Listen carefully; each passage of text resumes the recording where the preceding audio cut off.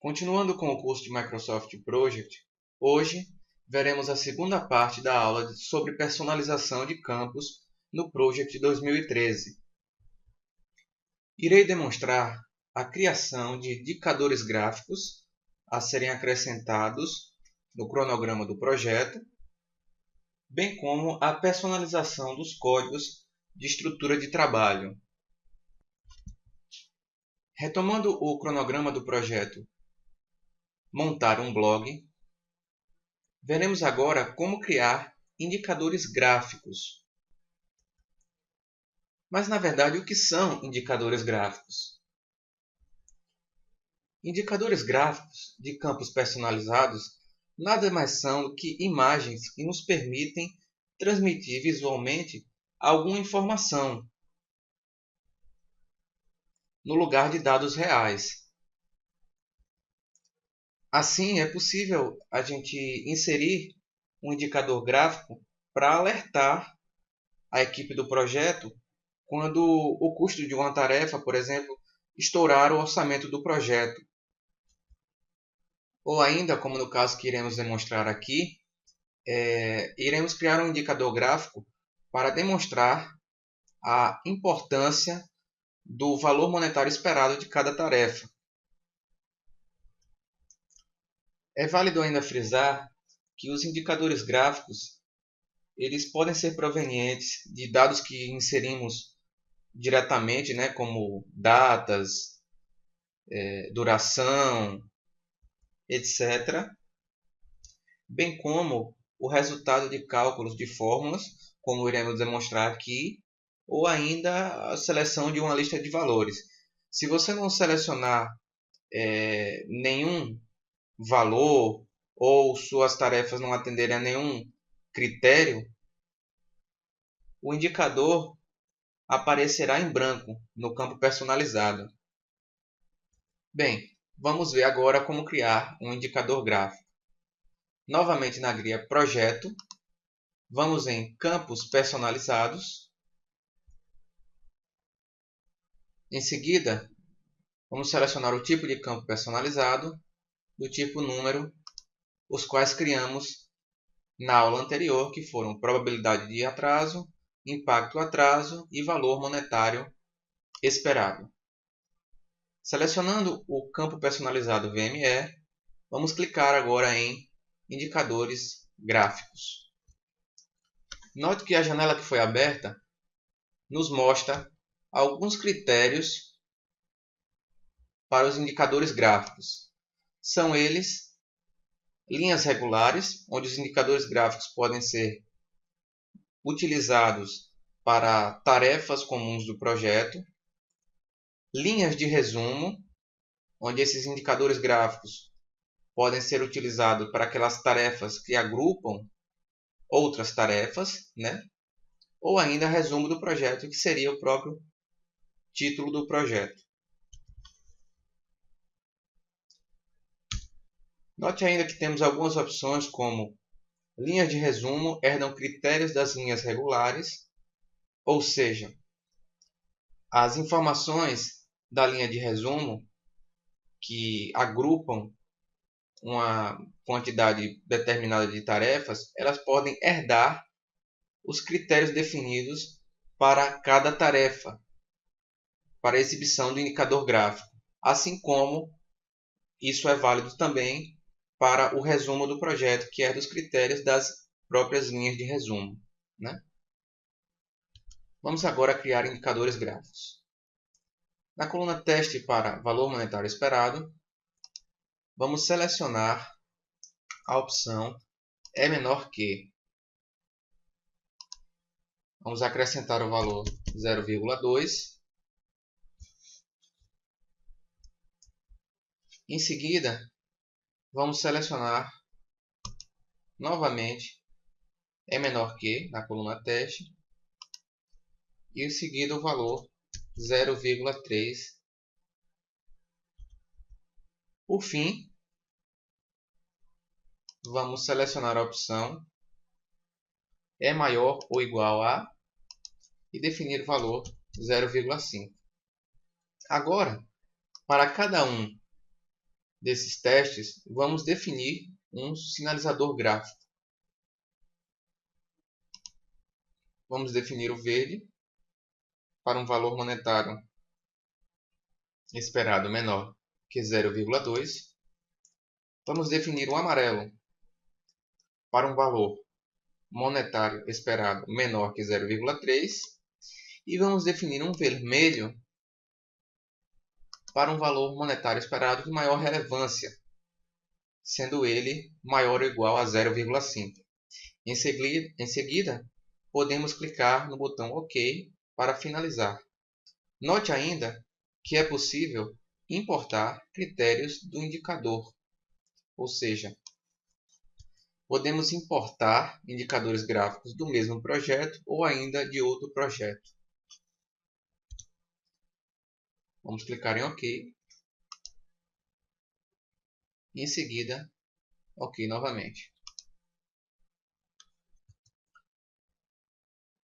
Note agora que os valores monetários esperados para cada tarefa foram substituídos por indicadores gráficos, sendo eles definidos pelos valores que colocamos em suas definições.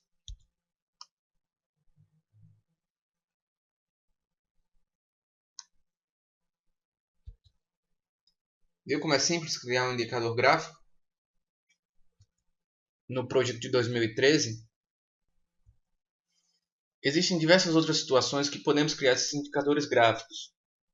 Cabe agora a você começar a praticar e treinar novas situações que possam ser adequadas às suas necessidades.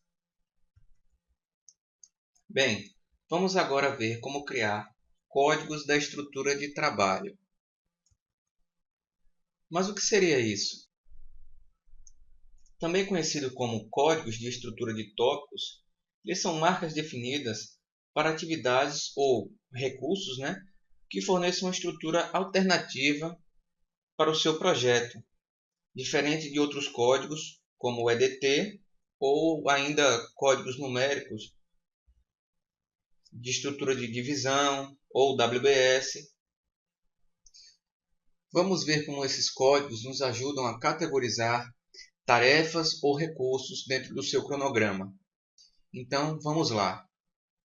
Para criar essa estrutura de código de trabalho, vamos novamente na guia Projeto e em Campos Personalizados.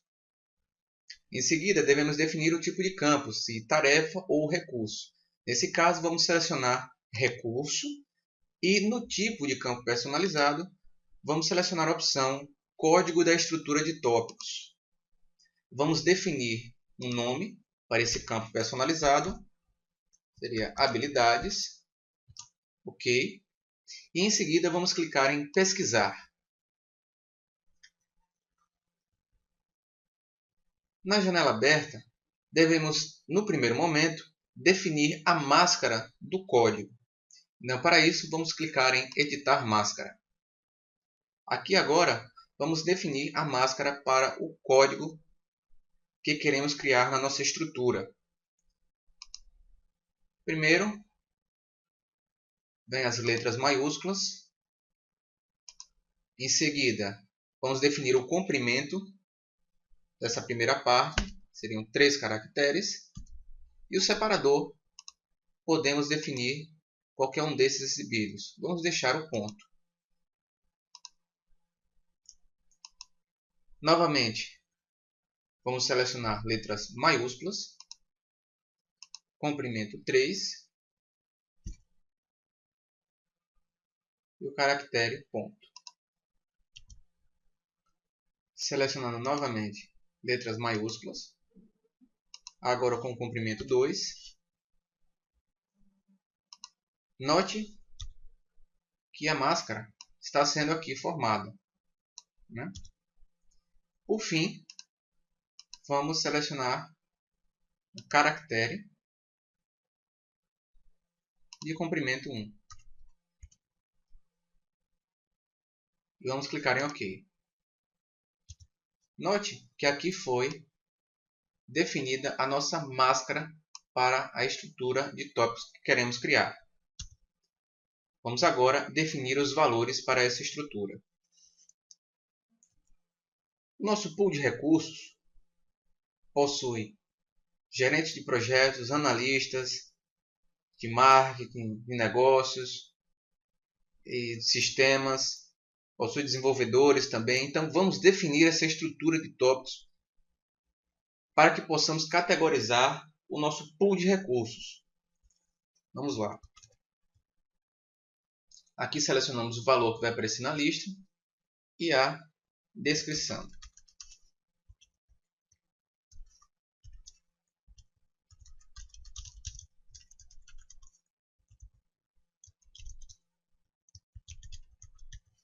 Vamos definir nossa lista. Note agora que podemos indentar os valores clicando na seta para a direita.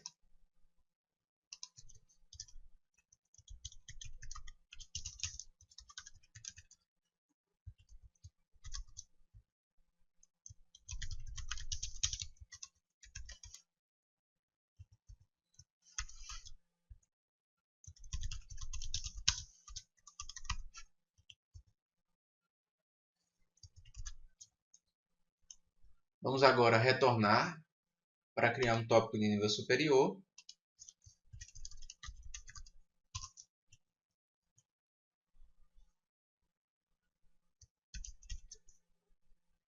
E abaixo dele, vamos indentar novamente.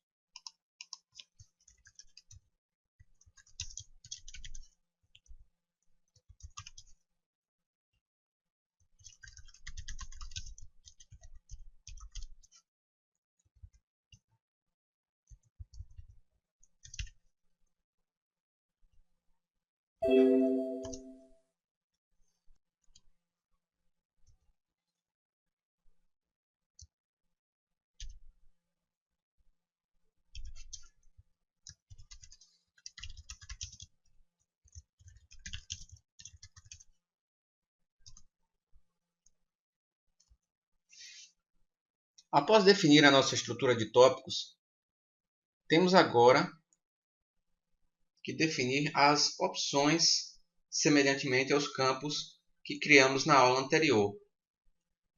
Podemos selecionar algum desses valores da estrutura de tópicos e usar como valor padrão para a entrada. Não vamos definir nenhum valor padrão. Podemos ainda exibir uma ordem para a tabela de pesquisa, classificando por número da linha, ordem crescente ou ordem decrescente. Vamos deixar como está. E podemos ainda permitir ou não que itens adicionais sejam informados nesses campos. Não vamos permitir isso. E por fim, podemos impedir que usuários inseram códigos sem todos os níveis do tópico de estrutura que você definiu. Então, não vamos selecionar essa opção, permitindo apenas o usuário inserir os códigos que foram definidos na estrutura. Podemos ainda importar alguma tabela de pesquisa com essa estrutura desse projeto ou ainda de outros projetos. Vamos fechar. Note que o post informa que a opção de entrada de dados está definida apenas para os itens da lista que inserimos na estrutura de tópicos. Vamos clicar em OK. E por fim, clicar em OK. Agora, para exibir essa estrutura de tópicos e definir, categorizar os nossos recursos, vamos na guia Recurso,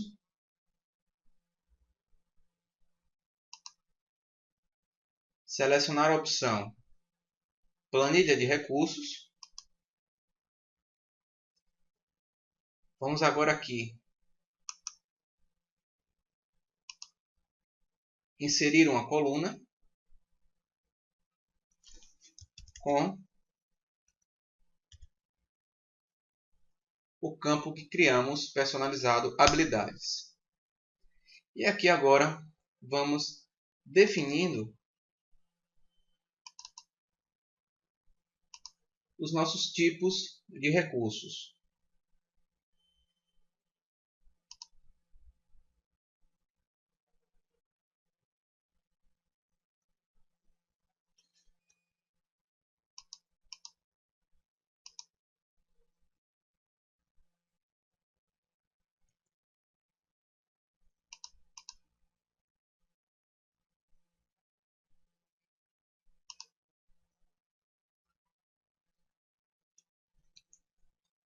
Viu como foi fácil criar uma estrutura de tópicos onde é possível categorizar o seu pool de recursos? Assim você pode fazer com os demais recursos do seu pool.